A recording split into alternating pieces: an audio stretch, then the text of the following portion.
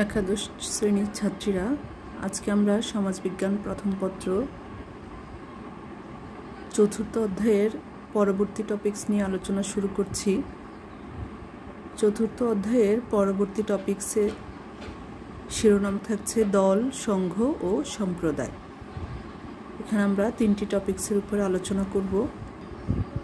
শুরুতে আসো দলের ধারণা। সামাজিক জীব হিসেবে মানুষ দলবদ্ধ হয়ে বসবাস করে। দল হচ্ছে ব্যক্তির সমন্বয়। মানুষের মৌলিক প্রয়োজনে বিভিন্ন সামাজিক সম্পর্কে তৈরি করে। এই সম্পর্কের ভিত্তিতে মানুষ যখনই একে অন্যের সাথে একত্রিত হয়, তখনই কোনো না কোনো দলের উদ্ভব হয়। সমাজের সব মানুষ সবসময় কোনো না কোনোভাবে দলের সাথে সম্পৃক্ত। সাধারণভাবে দল বলতে দুই বা ততোধিক ব্যক্তির সমষ্টিকে বোঝায়, যাদের মধ্যে পারস্পরিক ভাবের আদান প্রদান, আবেগ ও সংবেদনশীলতা রয়েছে। সমাজবিজ্ঞানী ম্যাকাইভারের মতে দল বলতে এমন এক সমষ্টিকে বুঝিয়েছেন যেখানে পরস্পরের মাঝে একটি সামাজিক সম্পর্ক বিরাজ করে। সমাজবিজ্ঞানী স্মলের মতে দল হচ্ছে ক্ষুদ্র বা বৃহৎ এমন একটি জনসমষ্টি যাদের মধ্যে বিদ্যমান সম্পর্ক প্রত্যেক সদস্যকে একই সূত্রে গ্রথিত করে। অতএব যে কোনো জনসমষ্টিকে আমরা দল বলতে পারি না। যখন জনসমষ্টির যৌথ উদ্দেশ্য থাকে তখন তাকে দল বলা যায়। তাহলে সেক্ষেত্রে আমরা দলের কিছু বৈশিষ্ট্য লক্ষ্য করি, যে বৈশিষ্ট্যগুলো কোনো মানুষের মাঝে থাকলে আমরা তাদেরকে দল বলতে পারি। যেমন 1 নম্বর, দলের ভিত্তি হলো সামাজিক সম্পর্ক। দল ক্ষুদ্র হতে পারে, আবার বৃহৎ হতে পারে। দল ক্ষণস্থায়ী বা দীর্ঘস্থায়ী হতে পারে। দলের প্রতীকী রূপ থাকে। দলীয় আনুগত্য, দলীয় মনোভাব দলের অন্যতম বৈশিষ্ট্য। এবার আসো দলের শ্রেণীবিভাগ। আমরা প্রথমে দলের ধারণা দেখেছি, এরপরে দলের বৈশিষ্ট্য দেখেছি, এখন আমরা দলের শ্রেণীবিভাগ দেখছি। সমাজবিজ্ঞানী কুলি দলকে 2 ভাগে ভাগ করেন, যেমন মুখ্য দল, গৌণ দল। মুখ্য দলের আরেকটি নাম আছে প্রাথমিক দল, গৌণ দলের আরেকটি নাম হচ্ছে মাধ্যমিক। মুখ্য দল, যে দলের সদস্যদের পারস্পরিক সম্পর্ক মুখোমুখি ও ঘনিষ্ঠ, তাকে মুখ্য বা প্রাথমিক দল বলে। যেমন এক্সাম্পল পরিবার।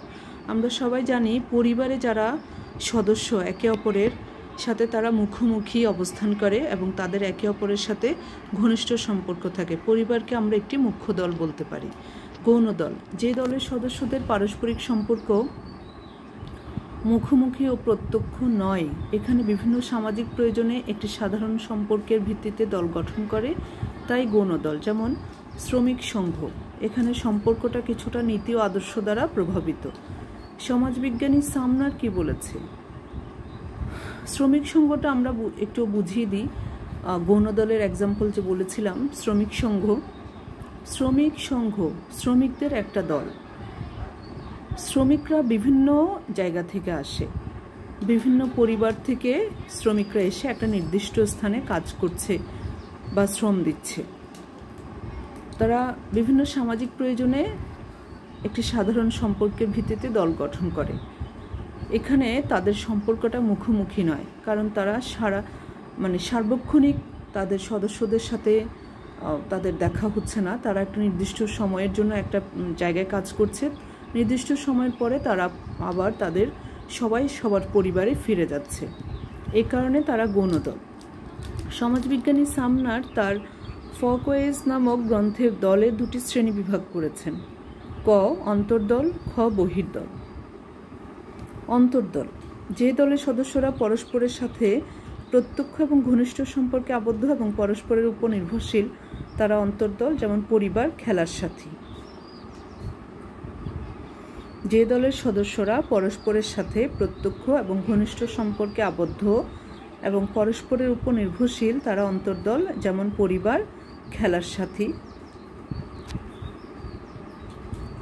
সংজ্ঞাটা আরেকবার রিভিউ করছি। যে দলের সদস্যরা পরস্পরের সাথে প্রত্যক্ষ এবং ঘনিষ্ঠ সম্পর্কে আবদ্ধ এবং পরস্পরের উপর নির্ভরশীল, তাদেরকে অন্তর্দল বলছে। প্রত্যক্ষ মানে সবসময় যারা একে অপরের সাথে দেখা করছে, একে অপরের সাথে মত বিনিময় করছে, যে কোনো কিছু একে অপরের সাথে আলাপ করার অবকাশ রাখছে, তাদেরকেই সেই মানুষের সমষ্টিকে আমরা দল বলছি এবং সেটার নাম অন্তর্দল। এক্সাম্পল হিসেবে বলা হয়েছে পরিবার এবং খেলার সাথী।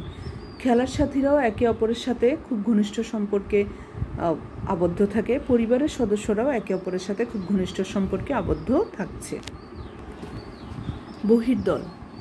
অন্তর্দলের সদস্যরা যাদেরকে নিজ দলের বহির্ভূত সদস্য বলে মনে করে তারা বহির্দলের সদস্য। অর্থাৎ পরিবারের সদস্যরা যাদেরকে তাদের বহির্ভূত সদস্য বলে মনে করে তারাই হচ্ছে বহির্দলের সদস্য। যেমন এক্সাম্পল দেওয়া যায়, একাদশ শ্রেণীর ছাত্রীরা একটি অন্তর্দল, আবার দ্বাদশ শ্রেণীর ছাত্রীরাও আরেকটি অন্তর্দল। দুটোই কিন্তু অন্তর্দল।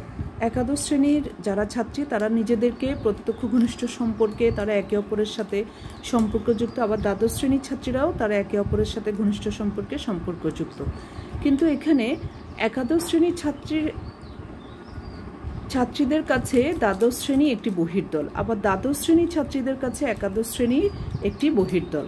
মানে একটা শ্রেণীর কাছে আরেকটা শ্রেণী বহির্দল হিসেবে গণ্য হবে, কিন্তু তারা নিজেরা সবাই অন্তর্দল। এরপরে আসো, CALUর দলকে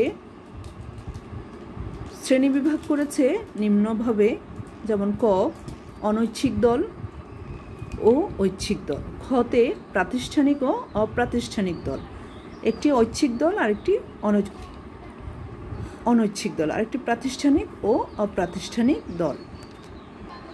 অনৈচ্ছিক দল, যে দলের সদস্যরা ইচ্ছে করে নয় বরং জন্মগতভাবে সদস্যপদ লাভ করে সেটা অনৈচ্ছিক দল, যেমন পরিবার, রাষ্ট্র।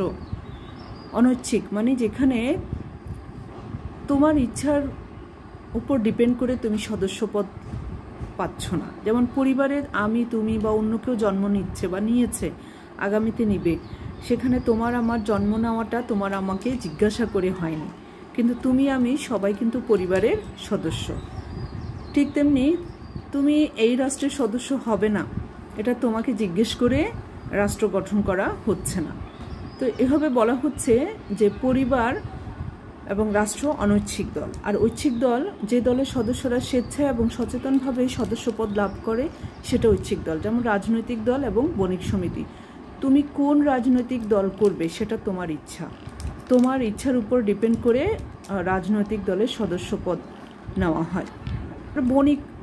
বণিক সমিতি, বণিক সমিতিও সেরকম, তুমি কোন সমিতির সাথে সদস্যপদ নিবে, কোন সমিতিতে তুমি তোমার অর্থের যোগান দিবে সেটা তোমার ইচ্ছার উপর ডিপেন্ড করে তুমি সেই দলের সদস্যপদ নিবে। এরপরে প্রাতিষ্ঠানিক দল, যে দলের প্রাতিষ্ঠানিক স্বীকৃতি আছে এবং স্থায়ী, সেগুলো প্রাতিষ্ঠানিক দল, যেমন চার্চ, বিদ্যালয়। যে কোনো ধর্মীয় চার্চের একটা প্রাতিষ্ঠানিক স্বীকৃতি আছে, বিদ্যালয় হতে হলেও সেটার একটা স্বীকৃতি পত্র থাকতে হবে। অপ্রাতিষ্ঠানিক দল, যে দলের প্রাতিষ্ঠানিক স্বীকৃতি নেই ও অস্থায়ী সেটি অপ্রাতিষ্ঠানিক দল, যেমন জনতা। তুমি কোথাও হাঁটতে গিয়েছো, দেখবে অনেক মানুষের ভিড়, অনেক মানুষ একসাথে ভিড় জমিয়েছে, সেটা অপ্রাতিষ্ঠানিক, কারণ সেটা যে কোনো একটা জায়গায় অনেক মানুষ ভিড় জমাতেই পারে, খানিকক্ষণ পরে সেই জনতা আবার বিচ্ছিন্ন হয়ে সবাই সবার স্থানে চলে যেতে পারে, তখন আর তাদের সেই দল থাকছে না, কিছুক্ষণের জন্য তারা জড়ো হচ্ছে, আবার কিছুক্ষণ পরে তারা বিচ্ছিন্ন হয়ে যাচ্ছে। তাহলে এটাকে বলা হচ্ছে যখন জড়ো হবে তারা, সেটা হচ্ছে অপ্রাতিষ্ঠানিক দল। ছাত্রীরা, এখন আমাদের আরেকটি টপিকস শুরু হচ্ছে, সেটি হচ্ছে সংঘ। হ্যাঁ, সংঘ কি? সংঘ বা সমিতি বলতে এমন একটি সামাজিক গোষ্ঠীকে বোঝায় যার সদস্যরা কতিপয় উদ্দেশ্য সাধনের জন্য সম্মিলিত প্রয়াস চালায়। যেহেতু সংঘের সদস্যরা বিভিন্ন শ্রেণী পেশা স্তর হতে আসে, সেহেতু সংঘ বা সমিতির কতগুলো সাধারণ নিয়ম, রীতিনীতি এবং বিধিবিধান থাকে। বিধিবিধান বলতে গঠনতন্ত্রকে বোঝায়, আমি ব্রিকেটে উল্লেখ করেছি। সমাজবিজ্ঞানী জিসবার্ট সংঘকে কিভাবে বলার চেষ্টা করেছেন বা দেখিয়েছেন। জিসবার্ট বলেন, সংঘ হলো একটি জনসমষ্টি যা কোনো বিশেষ উদ্দেশ্য সাধনের জন্য একতাবদ্ধ হয়। ম্যাকাইভার বলেন, এক বা একাধিক সাধারণ উদ্দেশ্য চরিতার্থ করার জন্য সংগঠিত দলই সংঘ। অতএব কোনো দল তাদের সবার স্বার্থ জড়িত থাকে এমন উদ্দেশ্য সাধনের নিমিত্তে সংঘবদ্ধ হয়ে কাজ করলে তখনই সংঘের জন্ম হয়। অর্থাৎ কোনো দল যখন কোনো উদ্দেশ্যকে সামনে রেখে সংঘবদ্ধ হয়ে কাজ করে তখনই সেটাকে সংঘ বলা হচ্ছে। সংঘ একটি দলকে নির্দেশ করে। দেখো সংঘের বৈশিষ্ট্য। প্রথমে সংঘ একটি দলকে নির্দেশ করে, অর্থাৎ দল ছাড়া সংঘ হতে পারে না। সংঘ গঠিত হয় এক বা একাধিক লক্ষ্য অর্জনের নিমিত্তে। সংঘের সদস্যরা তাদের লক্ষ্য অর্জনের জন্য সমবেত প্রয়াস চালায়। সংঘের উদ্দেশ্য অর্জনের জন্য সংঘের সদস্যরা তাদের মাঝে যে কোনো দ্বন্দ্ব সংঘাত এড়িয়ে চলে। প্রতিযোগিতামূলক সমাজে একটি সংঘ তার লক্ষ্য অর্জন করতে গিয়ে অন্য সংঘের সাথে প্রতিযোগিতামূলক আচরণ প্রদর্শন করতে পারে। 5টি বৈশিষ্ট্য দেওয়া হয়েছে, খেয়াল করো। সংঘ বলছে একটি দল হতে হবে। সংঘ গঠিত হতে হলে এক বা একাধিক লক্ষ্য অর্জনের জন্য লক্ষ্য অর্জন থাকতে হবে। সংঘের সদস্যরা তাদের লক্ষ্য অর্জনের জন্য সমবেত প্রয়াস চালাবে। সংঘের উদ্দেশ্য অর্জনের জন্য সংঘের সদস্যরা তাদের মাঝে যে কোনো দ্বন্দ্ব সংঘাত এড়িয়ে চলে। প্রতিযোগিতামূলক সমাজে একটি সংঘ তার লক্ষ্য অর্জন করতে গিয়ে অন্য সংঘের সাথে প্রতিযোগিতামূলক আচরণ প্রদর্শন করতে পারে। এই 5টি ছিল সংঘের বৈশিষ্ট্য। সংঘের শ্রেণী বিভাগ। নির্দিষ্ট করে সংঘের প্রকারভেদ উল্লেখ করা যায় না, কোনো উদ্দেশ্যকে কেন্দ্র করে সংঘ লক্ষ্য করা যায়। যেমন ব্যবসায়িক সংঘ, এখানে ব্যবসায়ীদের ব্যবসাগত স্বার্থ সংরক্ষণের উদ্দেশ্য থাকে। কোনো ব্যবসায়িক সংঘ, এটা একটা শ্রেণীবিভাগ বলছে, এখানে ব্যবসায়ীদের ব্যবসাগত স্বার্থ সংরক্ষণের উদ্দেশ্য থাকে। এরপরে ক্রীড়া সংঘ, খেলাধুলাকে উদ্দেশ্য করে গঠিত হয় এই ক্রীড়া সংঘ, এটা একটা শ্রেণীবিভাগ হতে পারে। শ্রমিক সংঘ, শ্রমিকদের স্বার্থ সংরক্ষণের জন্য শ্রমিক এই সংঘ গঠন করে। তাহলে ব্যবসায়িক সংঘ এটা একটা শ্রেণীবিভাগ, ক্রীড়া সংঘ এটি একটি শ্রেণীবিভাগ, শ্রমিক সংঘ এটি একটি শ্রেণীবিভাগ। এরপরে ছাত্রীরা সম্প্রদায়ের ধারণা, বৈশিষ্ট্য, শ্রেণীবিভাগ। আমরা সবাই কোনো না কোনো গ্রাম বা শহরে বাস করি। দেখো আমরা যেখানে বাস করি না কেন সেখানে রয়েছে আমাদের পাড়া প্রতিবেশী, আত্মীয় স্বজন ও বন্ধু বান্ধব। এসব মিলে আমরা একটা এলাকায় বসবাস করি। একই এলাকায় সবাই মিলে বসবাস করতে গিয়ে এর প্রাকৃতিক পরিবেশ, এর প্রতি একটা মায়া মমতা তথা ভালোবাসা তৈরি হয়। এভাবে আমরা সবাই আমাদের গ্রাম বা আমাদের শহরকে ভালোবাসি। এলাকা ভিত্তিক আকর্ষণ, এলাকার প্রতি টান, এলাকার মঙ্গলামঙ্গলের কথা ভাবি। আমি আন্ডারলাইন করা প্যারাটাকে সবচেয়ে বেশি গুরুত্ব দিচ্ছি আলোচনায়। এভাবে সবাই মিলে একটি এলাকায় বসবাস করতে গিয়ে গড়ে তুলি যে সামাজিক পরিমণ্ডল, সেটাই হলো সম্প্রদায়। মানে আমরা যেখানে বসবাস করি না কেন, আমরা যখন সবাই মিলে পাড়া প্রতিবেশী মিলে একসাথে একটা সামাজিক পরিমণ্ডল গড়ে তুলি সেটাকে আমরা সম্প্রদায় বলি। তাই আমরা সবাই কোনো না কোনো সম্প্রদায়, যেমন গ্রাম সম্প্রদায় বা নগর সম্প্রদায়ে বসবাস করি, জীবনযাপন করি। সম্প্রদায়ের সংজ্ঞা দিতে গিয়ে ম্যাকাইবার এবং পেজ তাদের সোসাইটি নামক গ্রন্থে বলেন, সম্প্রদায় হচ্ছে এমন একটি জনসমষ্টি যারা সাধারণত একটি নির্দিষ্ট এলাকায় বসবাস করে এবং যারা একই ধরনের জীবনযাত্রা নির্বাহ করে। ম্যাকাইবার ও পেজের সংজ্ঞাটা খুবই গুরুত্বপূর্ণ সংজ্ঞা, আরেকবার লক্ষ্য করবে যে ম্যাকাইবার ও পেজ তাদের সোসাইটি নামক গ্রন্থে বলেন, সম্প্রদায় হচ্ছে এমন একটি জনসমষ্টি যারা সাধারণত একটি নির্দিষ্ট এলাকায় বসবাস করে এবং যারা একই ধরনের জীবনযাত্রা নির্বাহ করে। এরপরে আমরা যেটা আলোচনা করব সেটি হচ্ছে সম্প্রদায়ের বৈশিষ্ট্য, ক্যারেক্টারিস্টিক্স অফ কমিউনিটি। একই রকম জীবন ব্যবস্থা সম্প্রদায়ের প্রধান বৈশিষ্ট্য। সম্প্রদায়ের আওতাভুক্ত সদস্যবৃন্দ একই রকম জীবনযাপন করে।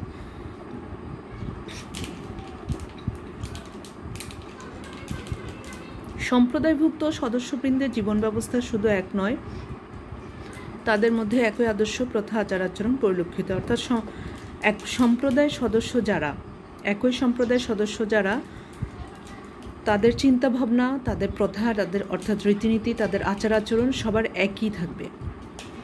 সকল সদস্যের মধ্যে একটি দায়িত্ববোধ থাকে এবং সকলে তা সম্প্রদায়ের সামগ্রিক স্বার্থের জন্য করে। এজন্য সদস্যগণ ত্যাগও স্বীকার করতে প্রস্তুত থাকে। অর্থাৎ সম্প্রদায়ের সদস্যরা তাদের দায়িত্ববোধকে সবাই একই রকম মনে করে এবং তারা সদস্যদের জন্য, সম্প্রদায়ের সদস্যদের জন্য ত্যাগ স্বীকার করতে সবসময় প্রস্তুত থাকে। সম্প্রদায়ের আয়তন অতি ক্ষুদ্র বৃহৎ হতে পারে, অর্থাৎ সম্প্রদায় ছোটও হতে পারে, বড়ও হতে পারে, এমনকি এর আয়তন বিশ্বব্যাপী হতে পারে। সম্প্রদায়ের অন্য একটি গুরুত্বপূর্ণ বৈশিষ্ট্য হলো যে বিশেষ ঐক্য। সদস্যগণ বিশেষ ঐক্যে আবদ্ধ থাকে। ঐক্য সম্প্রদায়ের মূল ভিত্তি, অর্থাৎ একতাবদ্ধ থাকা। সম্প্রদায় কোনো রাজনৈতিক সংগঠন নয়, রাজনৈতিক কার্যক্রমের সাথে এর কোনো সম্পর্ক নেই। তবে সদস্যবর্গ রাজনীতি করতে পারেন না তা নয়, চাইলে সম্প্রদায়ের সদস্যরা রাজনীতি করতেও পারেন। সর্বশেষ, সামাজিক সহানুভূতির অন্য একটি বৈশিষ্ট্য, সকল সদস্য একে অপরের প্রতি সহানুভূতির মাধ্যমে সহাবস্থান করে। সম্প্রদায়ের ভিত্তি। সম্প্রদায়ের ভিত্তি কিন্তু খুবই গুরুত্বপূর্ণ একটি টপিকস। এটির উপরে অনেক সময় উদ্দীপক থাকে। সম্প্রদায়ের ভিত্তি হচ্ছে সাধারণত দুইটি, এলাকা এবং সম্প্রদায়গত মানসিকতা। এলাকা কি? সম্প্রদায়ের সদস্যরা একটি এলাকার বাসিন্দা হবে এবং তাদের মধ্যে রয়েছে পারস্পরিক সম্পর্ক ও সংহতি যা তাদেরকে দৃঢ় বন্ধনে আবদ্ধ রাখে। সম্প্রদায় সাধারণত একটি এলাকা নিয়ে গঠিত হয়, এমনকি যাযাবরেরাও কিছুদিনের জন্য হলো একটি এলাকায় স্থানীয়ভাবে সম্প্রদায় গড়ে তোলে। আধুনিককালে যোগাযোগ অবস্থার উন্নতির ফলে সম্প্রদায়কে বিশেষ কোনো এলাকায় সীমাবদ্ধ থাকতে হয় না, কিন্তু তবুও বলতে হয় যতটুকু নিয়ে তার যোগাযোগ ততটুকু নিয়ে তার সম্প্রদায় এলাকা। অর্থাৎ সম্প্রদায় হতে হলে একটা নির্দিষ্ট এলাকায় থাকতেই হবে এবং নির্দিষ্ট এলাকায় যতদিনে থাকুক ততদিনই তারা সম্প্রদায়ের অন্তর্ভুক্ত। যদি সে 1 বছর থাকে, যদি সে 2 বছর থাকে, যদি সে তার চেয়ে অধিক বছর থাকে, তারা তো একই এলাকায় সবাই একসাথে বসবাস করছে, যোগাযোগ করছে এবং সেজন্য এটিকে সম্প্রদায়ের প্রথম ভিত্তি বলা হয়, যে সম্প্রদায় হতে হলে একটা নির্দিষ্ট এলাকায় বসবাস করতে হবে। সম্প্রদায়গত মানসিকতা। আদিম সম্প্রদায়গুলোর মধ্যে সংহতিবোধ খুবই প্রবল ছিল। আধুনিক বৃহৎ কোনো শহরের একটি এলাকার মধ্যে সম্প্রীতিবোধ তেমন প্রবল নয়। ম্যাকাইভার বলেন, সম্প্রদায়গত মন মানসিকতা তথা একই সঙ্গে বসবাস করার প্রবণতা না থাকলে তার সম্প্রদায় হতে পারে না। অর্থাৎ একই জায়গায় পাশাপাশি যদি কেউ বসবাস করতে না পারে, সবার ভিতরে যদি একই রকম ফিল কাজ না করে, সবসময় যদি দ্বন্দ্ব কাজ করে, তাহলে সেটা সম্প্রদায় হতে পারে না। পাশাপাশি বসবাস করার জন্য মানসিকতা থাকতে হবে এবং সেই মানসিকতা থেকেই সম্প্রদায় তৈরি হয়। তাহলে সম্প্রদায়ের মৌলিক ভিত্তি দুটো, একটি এলাকা এবং অন্যটি হচ্ছে সম্প্রদায়গত মানসিকতা। আজকে আমরা সম্প্রদায়ের ভিত্তি দিয়ে আমাদের আজকের ক্লাসটি শেষ করছি। পরীক্ষার আগ পর্যন্ত সবাই ভালো থাকবে, সুস্থ থাকবে। আল্লাহ হাফেজ।